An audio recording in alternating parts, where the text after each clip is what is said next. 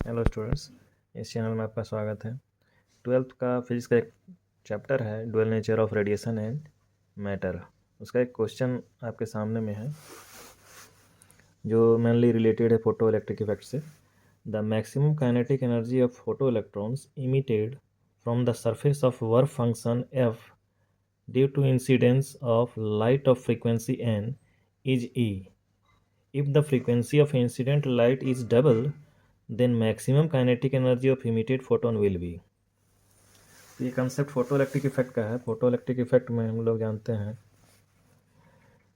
कि यदि कोई लाइट को किसी मेटल के सरफेस पे गिराया जाए और वह उसका उसका फ्रीक्वेंसी सफिशिएंट हो, सफिशिएंट का मतलब उसका एनर्जी सफिशिएंट हो, तो ये इलेक्ट्रॉन्स यहाँ के मेटल के सरफेस के इलेक्ट्रॉन्स बाहर आ जाते हैं, जिसको हम लोग फोटो इलेक्ट्रॉन्स कहते हैं। लेकिन अगर यदि हम किसी का लाइट का एनर्जी ई मानते हैं, is equal to H nu है,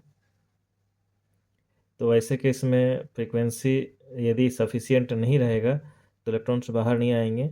और सफिशिएंट फ्रीक्वेंसी जो मिनिमम फ्रीक्वेंसी, जिससे ज़्यादा फ्रीक्वेंसी का अगर यदि हम लाइट यूज करते हैं तो उसको हम कहते हैं थ्रेशोल्ड फ्रीक्वेंसी, या एनर्जी को थ्रेशोल्ड एनर्जी, जिसको वेव फंक्शन के रूप में डिनोट करते हैं। तो जनरल रिप्रेजेंटेशन हम लोग ई और फाई के रूप में देखते हैं।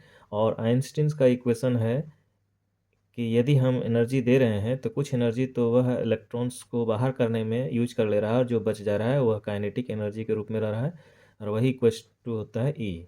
यानी कि total supplied energy is the sum of wave function and maximum kinetic energy. लेकिन यहाँ नोटेशन कुछ अलग दे दिया है। नोटेशन दे दिया है कि काइनेटिक एनर्जी को ई मान रहे हैं और फ्रीक्वेंसी है एन, और यहाँ हम लोग न्यू मानते हैं। फ्रीक्वेंसी एन है, उस केस में वर्क फंक्शन जो है वह एफ है। वर्क फंक्शन का मतलब थ्रेशोल्ड एनर्जी एफ है। तो इससे हमको कंफ्यूज नहीं होना है। हमारा जो रिलेशन जाएगा वो उसी रिलेशन पे हम लोग पुट करेंगे। हम लोग जानते हैं कि एनर्जी इज इक्वल टू होता है work function plus kinetic energy. According to question energy हम लोग मान के चलते हैं, पहला का एनर्जी है E1 और वर्क फंक्शन है F, और उस केस में हम लोग काइनेटिक एनर्जी को यहाँ पे दिया जा रहा है, जो काइनेटिक एनर्जी हमारे लिए वह E है।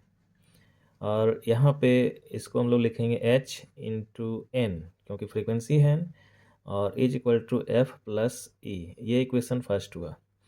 सेकेंड है, अगर यदि हम फ्रीक्वेंसी को डबल कर दे तो रिलेशन में यहाँ पे H इंटू 2N हो जाएगा।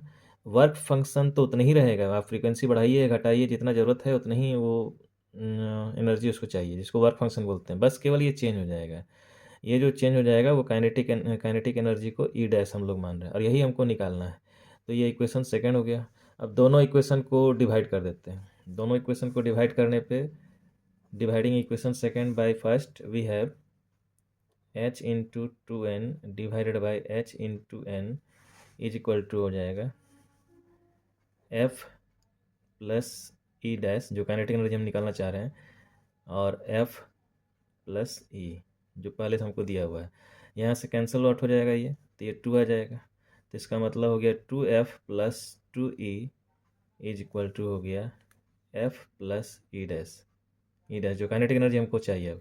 अब जो काइनेटिक एनर्जी हमको चाहिए वो E dash is equal to हो गया, ये इधर आ जाएगा तो ये हो जाएगा 2e minus 2e plus F. ये इधर आ जाएगा तो 2f minus F equals to F हो जाएगा, और 2e तो पहले से था ही, तो ये रिलेशन आएगा 2e प्लस एफ। अब हमको ऑप्शन में देखना है कहाँ पे है, तो इसका मतलब ये ऑप्शन सही हुआ। तो मिलते हैं नेक्स्ट वीडियो में, तब तक के लिए गुड बाय।